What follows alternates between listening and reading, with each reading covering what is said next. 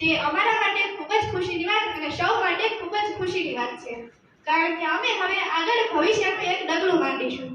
અને હું સૌપ્રથમ તો અમારી શાળાના ગુરુજનોનો આભાર માનીશ કે જેમણે અમને આટલા સક્ષમ બનાવ્યા જેથી અમે માધ્યમિક શિક્ષણમાં પ્રવેશ કરી શકીશું.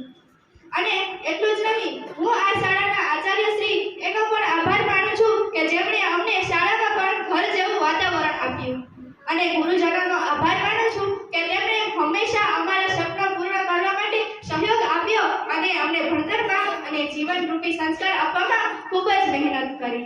ક્યારેક ઠપકો આપ્યો જેનાથી અમે સુધરી જઈએ અને અમારું ભવિષ્ય ઉજ્જવળ બને, પણ ક્યારેક તો પ્રેમ આપી અને માતા પિતાની જેમ લાડ કર્યો. અને આ શાળાના ગુરુજનોએ અમને દીકરીઓની જેમ રાખી હતી.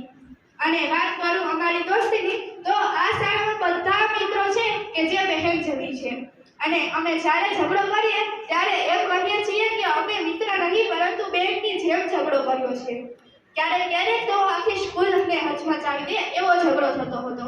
અને આ શાળાના ગુરુજનોને હું ખાતરી આપું છું કે જેમણે અમને આટલા સંસ્કાર આપ્યા તેમના આ સંસ્કાર અને શિષ્ટાચાર અને સારા વિચારોના માર્ગ પર હું ચાલીશ. અને તેમને ખાતરી આપું છું કે હું ભવિષ્યમાં સારા ટકા લાવી અને પ્રગતિ કરીશ.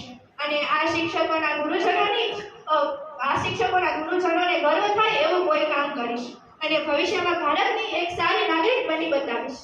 અંતમાં હું એટલું જ કહીશ કે भगवान ने दी है जिंदगी माँ बाप से प्यार मिला बेशुमार.